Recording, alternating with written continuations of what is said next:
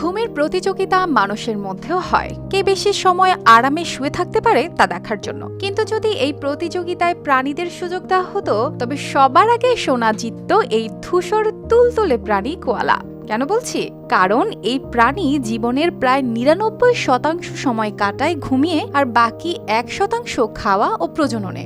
অস্ট্রেলিয়ার রোদ ঝলমলে আকাশের নিচে ইউক্যালিপটাস পাতার গন্ধে ভরা বনের উঁচু ডালে গুটিসুটি মেরে বসে থাকে সে। কখনো চোখ বন্ধ করে লম্বা ঘুম, কখনো ধীরে ধীরে পাতা ছিঁড়ে মুখে পুড়ে চিবানো, এই তার দিনের সেরা কাজ।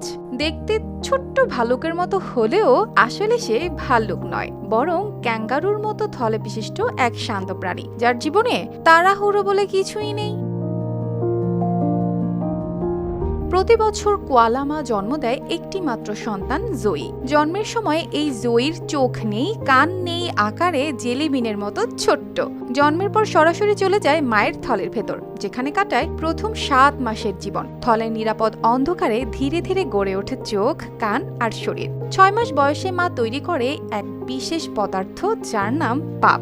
এটা কোনো খাবার নয়, বরং মায়ের পেটের ভালো ব্যাকটেরিয়া জয়ীর পেটে পৌঁছে দেওয়ার উপায়। এই ব্যাকটেরিয়ায় শেখায় কিভাবে শক্ত ও হজমে কঠিন ইউক্যালিপটাস পাতা খেতে হয়। ৭ মাস বয়সে জয়ী থলের বাইরে এসে পাতায় কামড় বসাতে শুরু করে, কিন্তু খাওয়া শেষে আবার টুপ করে ঢুকে পড়ে মায়ের কাছে, দুধ খায়, ঘুমায়। ১ বছর বয়সে এসে তারা পুরোপুরি থলে ছাড়ে, আর জীবন কাটে শুধু পাতা খাওয়া ও দীর্ঘ ঘুমে। প্রাপ্তবয়স্ক কোয়ালারা খুব বড় নয়, ওজন করে ২০ পাউন্ড, লম্বায় ২ থেকে ৩ ফুট, আয়ু প্রায় ২০ বছর পর্যন্ত।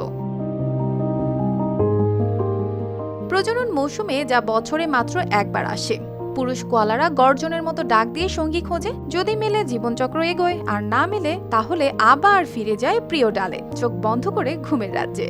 শান্ত, ধীর আর কিছুটা কিউট কোয়ালা যেন অলসতার রাজা, যার পৃথিবী কেবল ইউক্যালিপটাস পাতা, লম্বা ঘুম আর মাঝে মাঝে প্রেমের ডাক।